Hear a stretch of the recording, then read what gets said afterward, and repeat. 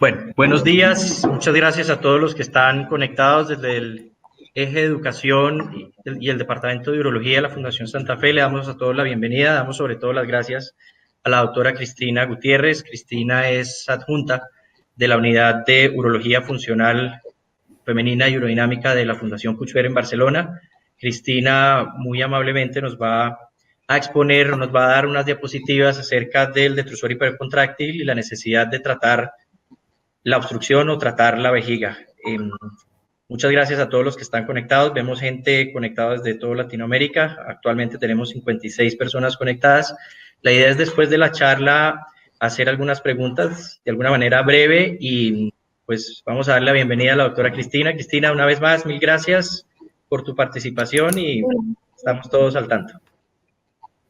Bueno, buenos días, doctora Azuero. Primero de todo, pues agradecer tanto al doctor Azuero como a la Fundación y al Servicio de Urología de la Fundación Santa Fe de Bogotá, pues por esta amable invitación y si les parece bien, pues empezaremos con el webinar. La idea del doctor Azuero, que me pareció muy acertada, sería hacer un repaso de qué hacer cuando tenemos un paciente en el que coexiste un detrusor hipocontráctil y una obstrucción infravesical. Para ello, la semana pasada asistimos al Congreso de la Sociedad Iberoamericana de Neurourología y Ginecología, donde tanto el profesor Finazzi como el profesor Valdebenito nos dieron dos excelentes charlas que hacían referencia a este aspecto. Y me pareció muy interesante, a modo de resumen, poder reflejar las conclusiones a las que llegamos después de asistir a estas charlas y discutir diferentes aspectos. Lo primero de todo sería definir qué es un detrusor hipocontráctil. Pues el detrusor hipocontráctil o hipoactivo hemos de tener muy claro que es un diagnóstico urodinámico, es decir, que vamos a necesitar una prueba funcional para establecer el diagnóstico y que se caracteriza por una presión del detrusor disminuida durante el vaciado o una contracción del detrusor mal sostenida durante el vaciado con un flujo urinario disminuido. ¿Y esto en qué resulta? Pues resulta en un vaciado vesical que o bien es prolongado en el tiempo o bien está incompleto, es decir, que el paciente presenta residuo posmiccional. Tendremos que diferenciarlo de una vejiga hipocontráctil. ¿Qué es una vejiga hipocontráctil? Pues es un complejo sintomático del tramo urinario inferior que sugiere que existe un detrusor hipocontráctil subyacente. Según la definición del grupo de trabajo de la ICS en vejiga hipocontráctil, que se reunió este último año, este complejo de síntomas reúne un chorro urinario lento, una latencia para el inicio de la micción y la necesidad de esfuerzo por parte del paciente para orinar, que puede estar acompañado o no de síntomas de vaciado incompleto, es decir, puede existir esa sensación de vaciado incompleto por parte del paciente y puede estar también acompañado o no de síntomas de llenado. Y aproximadamente entre un 10 y un 40% de los pacientes que presentan sintomatología del tracto urinario inferior, tanto de llenado como de vaciado, a los que realizamos un estudio urodinámico, van a presentar un detrusor hipocontráctil en la presión flujo. ¿Cómo lo diagnosticamos? Pues bien, tradicionalmente existen diferentes herramientas que podemos utilizar en la presión flujo para diagnosticar la obstrucción infravesical, como el número de Abrams-Griffith o la resistencia uretral.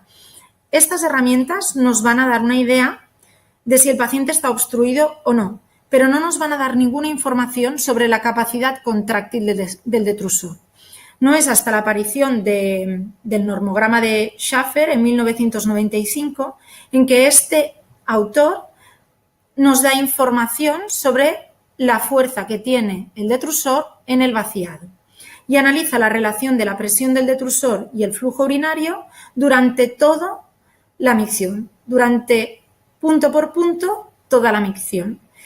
Se puede denominar también como relación de la resistencia uretral y es un valor que se obtiene mediante un programa de computación que nos da directamente el aparato de urodinamia, es decir, que no tenemos que calcularlo nosotros.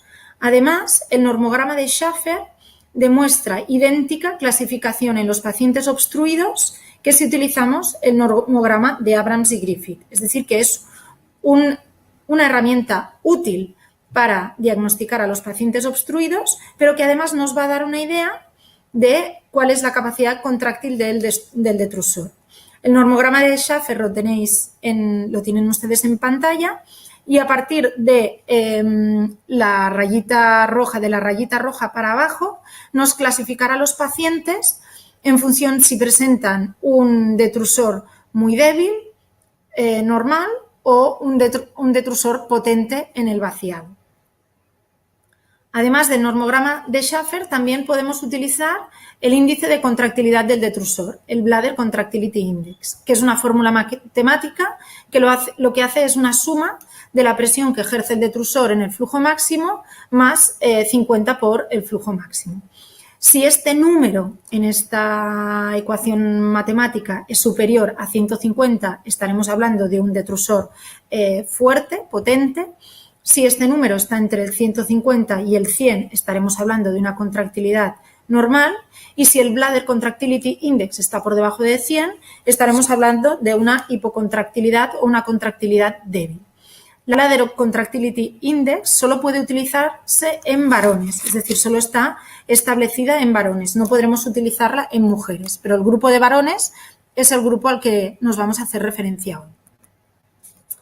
¿Por qué se produce una disminución de la capacidad contráctil del detrusor? Pues bien, la etiogenia es multifactorial. En la mayoría de los pacientes no vamos a encontrar una única causa, sino múltiples causas.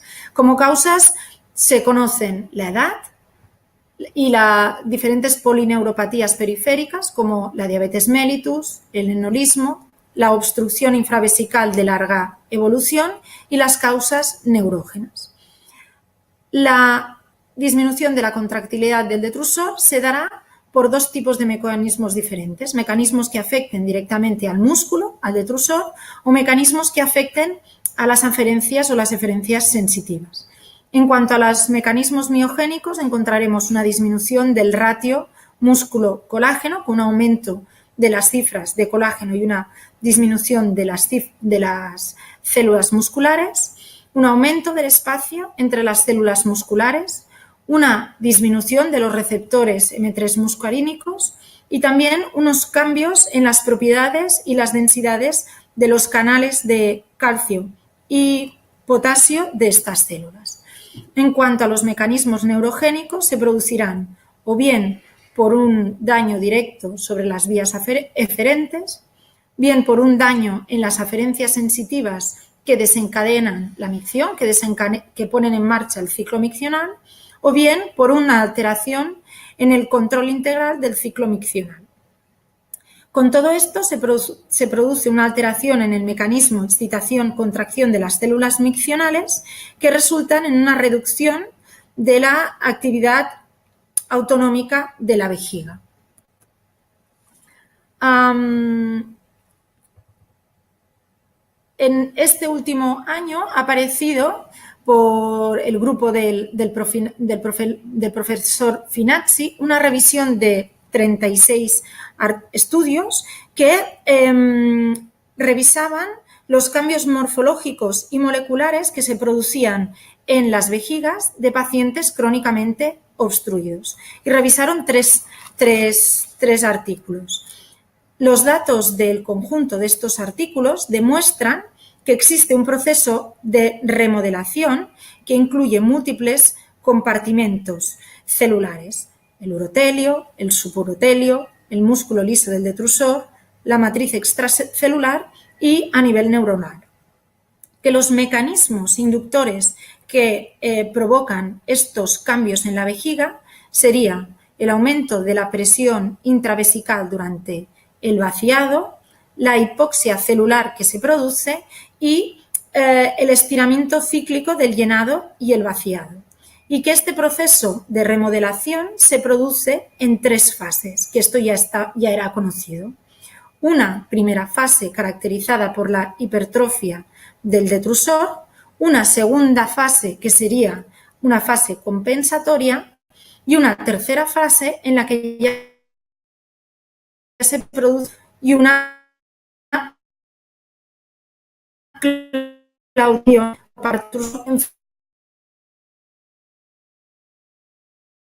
frente a esta obstrucción infravesical y la sintomatología secundaria, no como una enfermedad per se, sino como una condición progresiva.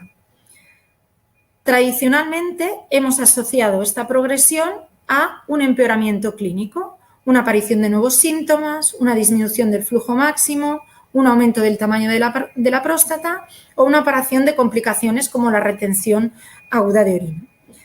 Pero los clínicos debemos tener presente que tras este empeoramiento sintomático, tras esta aparición de nuevos síntomas subjetivos, la progresión va a implicar también alteraciones morfológicas que muchas veces no van a dar clínica, pero que sí que van a condicionar un deterioro funcional.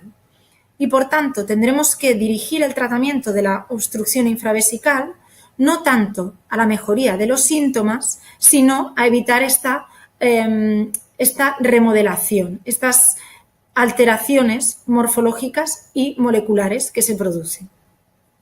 En cuanto a la hipoxia celular y a la cíclica miccional, no tenemos mucho papel para cambiarlo o para evitar la progresión. Solo podemos actuar sobre la disminución de la presión intravesical.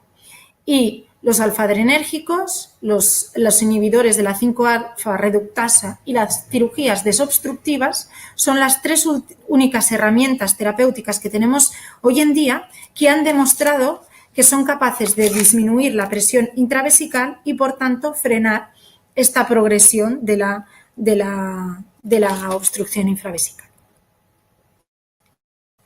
Este último año también ha aparecido una revisión de los fármacos que podemos utilizar en los pacientes que presentan una vejiga hipocontráctil. Es decir, ¿hay espacio en la farmacología para tratar a estos pacientes? Pues bien, los primeros fármacos que nos vamos a encontrar son los agonistas colinérgicos, los parasimpático-miméticos. Dos de los receptores, el más frecuentemente utilizado es el betanecol, que no son fármacos en vejiga, y los anticolinesteroides.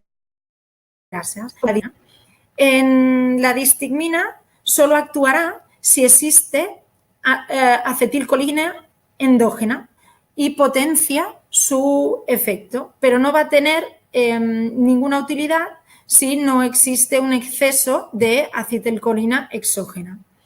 En cuanto a los agonistas de los receptores muscarínicos, teóricamente serán útiles si existe un déficit en la secreción de la acetilcolina, por ejemplo, en la señal eferente. Si el problema es la falta de respuesta al músculo, a la estimulación de la acetilcolina, como en el detrusor hipocontráctil, no parece que ninguno de estos fármacos vayan a ser demasiado eficaces. La teoría es que potencian la contracción vesical. Existen únicamente 10 estudios randomizados y todos ellos tienen escasa potencia estadística que estudien su uso en el detrusor hipocontráctil. De hecho, 8 estudios utilizan su efectividad en aquellos pacientes que presentaban retención aguda de orina en el posoperatorio inmediato de cirugía desobstructiva, concretamente de resecciones transuretrales de próstata. Y tan solo 2 estudios evidencian el papel de estos fármacos en el detrusor hipocontráctil. Aunque el problema principal de estos pacientes no es la escasa evidencia científica, sino los efectos adversos que además son dosis dependientes. Presentan síntomas adversos a nivel gastrointestinal, con náuseas, diarreas, dolor abdominal, flushing, visión borrosa y se han descrito incluso casos de broncoespasmo y de paro cardíaco. Esto, añadido a la escasa evidencia científica hace que no podamos recomendar el uso de estos fármacos en el detrusor hipocontráctil. Otro grupo de fármacos evaluados son las prostaglandinas. Solo hay 2 estudios randomizados controlados con placebo que evalúan el uso de prostaglandina E2 y prostaglandina F2 en estos pacientes. Se utilizan instilados. Lo que evalúan es la eficacia de la instilación y el vaciado eficaz en pacientes también posoperados de RTU de próstata tras la retirada de sonda vesical.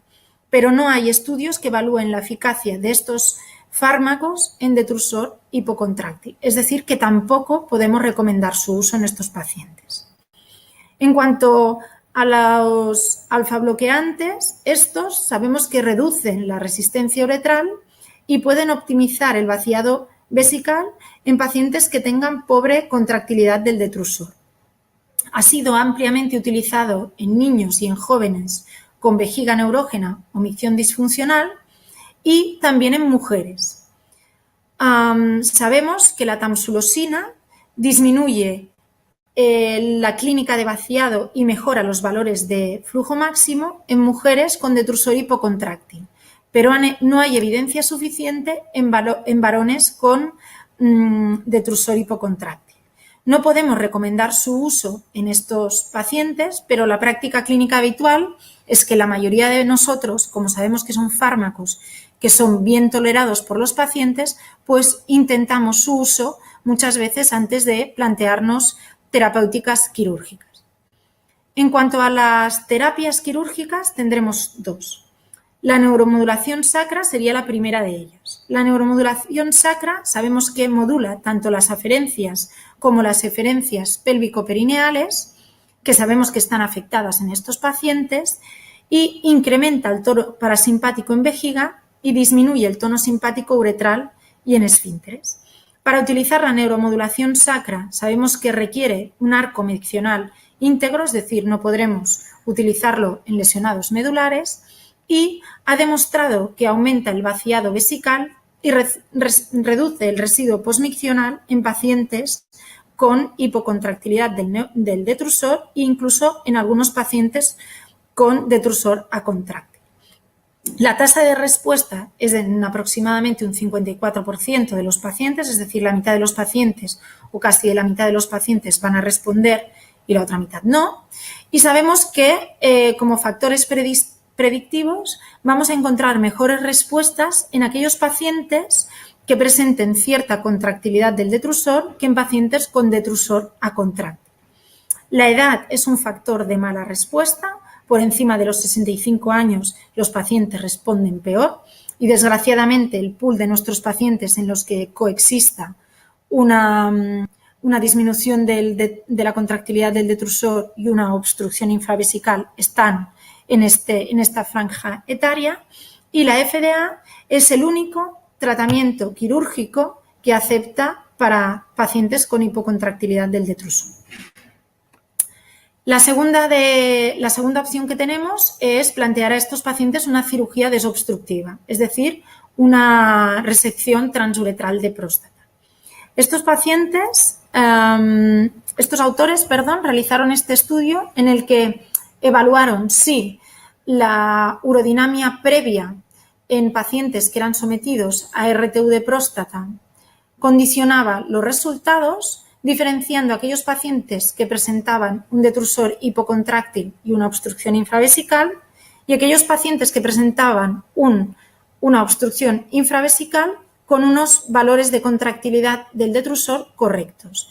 Y sí que vieron que los pacientes con hipocontractilidad y obstrucción tenían menor mejoría sintomática medido por IPSS y menores valores flujométricos de mejoría medidos por flujo máximo, y también medidos por cuestionarios de calidad de vida y menor mejoría en el residuo posmiccional. Si los comparamos con pacientes que están obstruidos y que presentan correctos valores de contractilidad del detrusor. Pero a pesar de que estas mejorías eran menores, todos los pacientes mejoraron. Todos los pacientes que tenían hipocontractilidad del detrusor.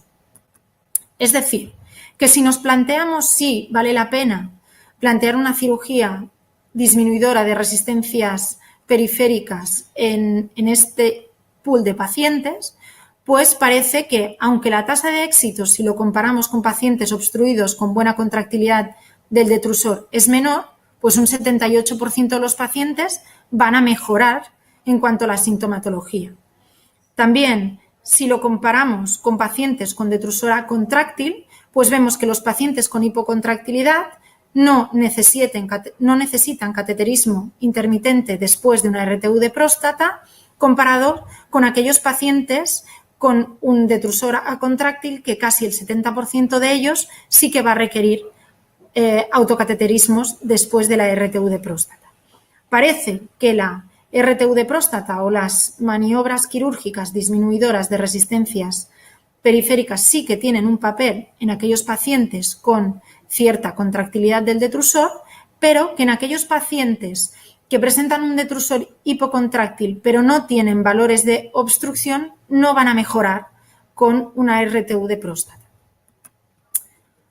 Como conclusiones, tendremos que identificar en aquellos pacientes en los que exista una obstrucción y una baja contractilidad del detrusor por qué se ha producido esta hipocontractilidad, es decir, intentar identificar la patología subyacente y tratar en consecuencia.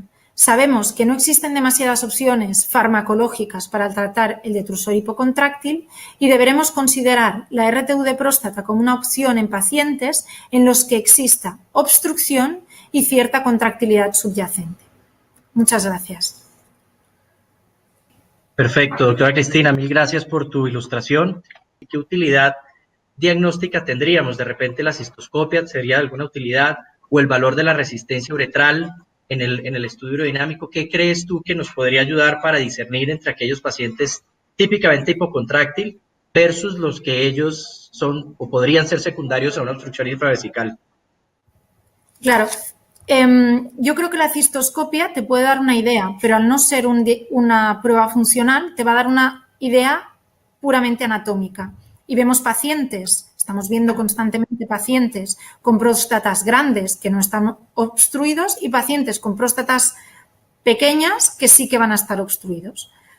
El problema de la resistencia uretral es que calcula la presión del detrusor en un punto, en el punto del flujo máximo. Y hemos de empezar a utilizar herramientas como el normograma de Schaffer que nos calcule el papel de la resistencia uretral durante todo el ciclo miccional. Yo creo que el normograma de Schaffer es una buena herramienta. Primero, porque es capaz de darnos si el paciente está obstruido, igual que el normograma de Abrams-Griffith, que también nos da una idea de la resistencia uretral durante todo el ciclo miccional, y además nos va a dar una idea de ante qué detrusor nos estamos enfrentando. Yo creo que sería una combinación de Abrams-Griffith y normograma de Schaffer, que nos puede dar una buena idea de, sobre todo el paciente. Yo creo que el paciente problema es el paciente que lleva muchos años obstruido y que al final ha acabado claudicando. Y que pensamos, si ahora lo opero, ¿voy a mejorar los síntomas de este paciente? Pues yo creo que el normograma de Schaffer nos da esta información y lo podemos asociar al Abrams-Griffith, que también nos dará información sobre si el paciente está obstruido.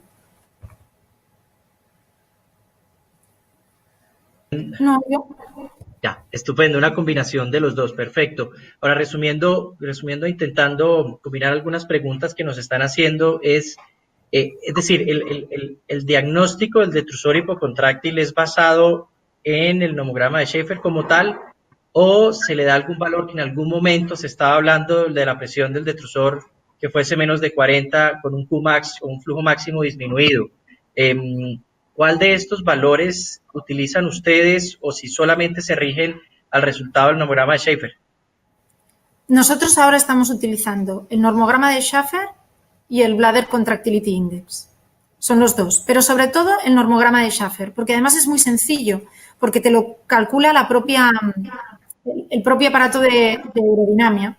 Entonces, simplemente es poner los parámetros y el propio aparato te lo da.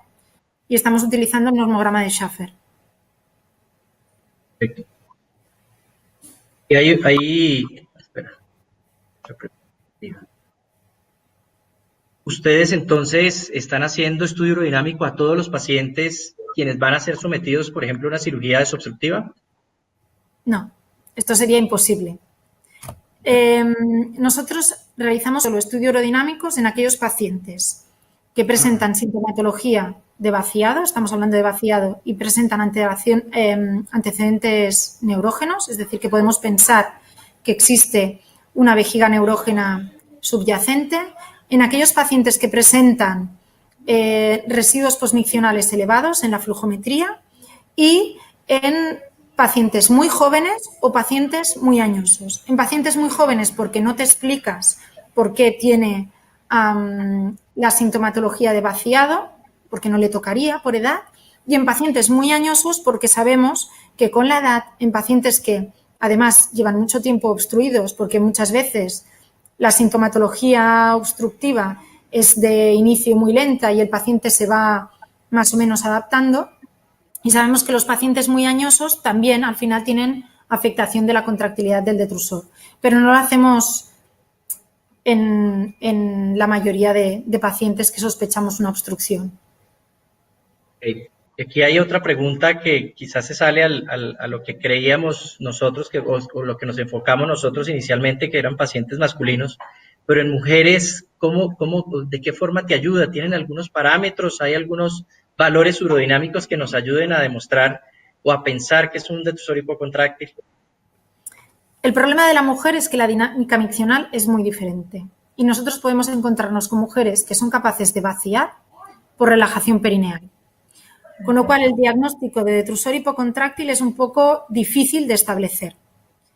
Se puede utilizar el Bladder Contractility Index, se puede utilizar con la misma fórmula, pero nosotros lo que estamos realizando es lo que ya reportó Nickel, que es utilizar valores de flujo máximo por debajo de 12, con contractilidad, lo que ellos dicen es contractilidad del detrusor por debajo de 10. Pero claro, una contractilidad del detrusor por debajo de 10 es casi un detrusor acontráctil. Pero es lo que está aceptado para hablar de hipocontractilidad en la mujer. Pero como decimos, la mujer es capaz de orinar por prensa, por relajación perineal y por contractilidad del detrusor. Es decir, que el diagnóstico de hipocontractilidad en la mujer no está tan claro. Pues, doctora Cristina, que hay otra pregunta en el auditorio. Una de las áreas de interés en cirugía reconstructiva y funcional ha sido el uso de células madre. ¿Hay algún hospital que esté trabajando en células madre para restablecer la función vesical? Yo sé que hay un hospital, que es el Hospital de Toledo, que estaba utilizando células madre, pero a nivel medular. Y había conseguido micciones en estos pacientes y lo había utilizado también para afectación de extremidades inferiores. Pero desconozco si en estos momentos se está utilizando la terapia con células madre a nivel intravesical en España. Lo desconozco. Ok. ¿Y hay algún otro parasimpático mimético que en España se utilice, además del betanecol, que ya de por sí no tiene muy buenos resultados? ¿Tienen alguna otra terapia oral que se pueda utilizar para mejorar la contractilidad del detrusor? ¿Le creen a la terapia oral? No, la verdad es que el betanecol casi no se utiliza y los escasos urólogos que lo utilizan en retenciones posoperatorias, con un espacio de tiempo muy corto, 3 días, 5 días, por los efectos adversos que puede producir el betanecol, pero no se utiliza. Nosotros sí que utilizamos los alfabloqueantes en algunos pacientes que o bien por una comorbilidad muy elevada o bien porque no desean tratamiento quirúrgico, pues bueno, los podemos controlar con un alfabloqueante para intentar disminuir en la medida de lo posible la resistencia uretral a la salida del flujo urinario. Perfecto, muchas gracias. De nada, a usted. Pues, doctora Gutiérrez, la verdad es que ha sido muy buena tu ilustración. Te agradecemos el haber compartido con nosotros tu experiencia y sobre todo el update del Congreso de la CINUC. Así que pues vamos a dar finalizado el webinar. Una vez más, mil gracias por tu ayuda, mil gracias por tu ilustración y mil gracias por compartir tanto tu conocimiento como tu experiencia. Esperamos que tengas un feliz día. Muchísimas gracias, Julián, por la invitación.